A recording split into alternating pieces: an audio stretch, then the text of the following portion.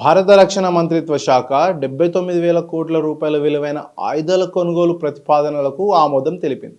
ముఖ్యంగా దేశీయంగా అభివృద్ధి చేసిన సుదూర లక్ష్యాలను ఛేదించే ఆయుధాలు, డ్రోన్లను అడ్డుకునే వ్యవస్థలకు ఈ కొనుగోలు ప్రక్రియలో కీలక ప్రాధాన్యత ఇచ్చారు. ఆపరేషన్ సింధూర్ నుంచి నేర్చుకున్న పాఠాల ఆధారంగా ఈ నిర్ణయం తీసుకున్నారు. ఈ ఆపరేషన్లో భాగంగా సరిహద్దులు దాటి దాడులు చేయాల్సిన అవసరం ఏర్పడింది. అమెరికా నుంచి నావికాదళం కోసం మరో 2 MQ-9B స్కై గార్డియన్ డ్రోన్లను లీజుకు తీసుకునే ప్రతిపాదనకు కూడా ఈ సందర్భంగా ఆమోదం తెలిపింది. రక్షణ మంత్రి రాజ్నాథ్ సింగ్ నేతృత్వంలోని రక్షణ సేకరణ మండలి ఆమోదం తెలిపిన ఈ ప్రతిపాదనలలో దేశీయంగా అభివృద్ధి చేసిన guided Pinaka rocket systems, Astra air to air missiles పొడిగించిన వర్షన్ ఉన్నాయి.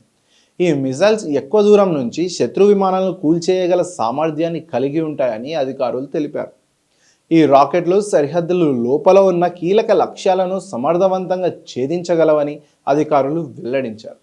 ఆపరేషన్ సింధూర్ సమయంలో గుర్తించిన దాని ప్రకారం పాకిస్తాన్ వద్ద ఉన్న చైనా తయారీ ఆయుధాలను ఎదుర్కోవడానికి ఇండియాకు ఎక్కువ దూరం ప్రయాణించే ఎయిర్-టు-ఎయిర్ మిసైల్స్ అవసరం ఉందని గుర్తించారు. సైన్యం కోసం integrated drone detection and introduction system MK2 అనే మరో దేశీయ వ్యవస్థను కూడా కొనుగోలు చేయనున్నారు. ఈ వ్యవస్థ డ్రోన్లను గుర్తించి వాటిని అడ్డుకునే సామర్థ్యాన్ని పెంచుతుంది. ఇది కీలకమైన ఆస్తులను సరిహద్దుల్లోనూ దేశం వెలుపల కూడా రక్షించడానికి ఉపయోగపడుతుంది.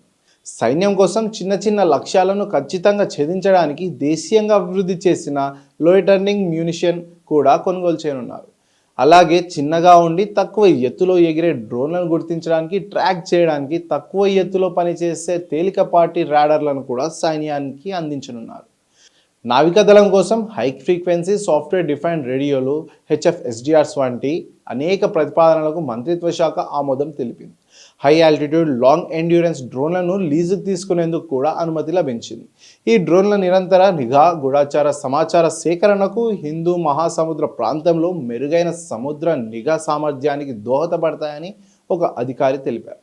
అలానే వాయుసేన కోసం అస్త్ర మిజైల్స్తో పాటు automatic takeoff landing recording systems, Spice 1000 long range guidance systems కూడా కొనుగోలు చేయనున్నారు. ఇవి సరిహద్దుల అవతల ఉన్న లక్ష్యాలను చాలా దూరం నుంచి ఖచ్చితంగా ఛేదించడానికి వాయుసేనకు సహాయపడతాయి. ఈ కొనుగోలు దేశ రక్షణ సామర్థ్యాన్ని గణనీయంగా పెంచుతాయని భావిస్తున్నారు. జై హింద్.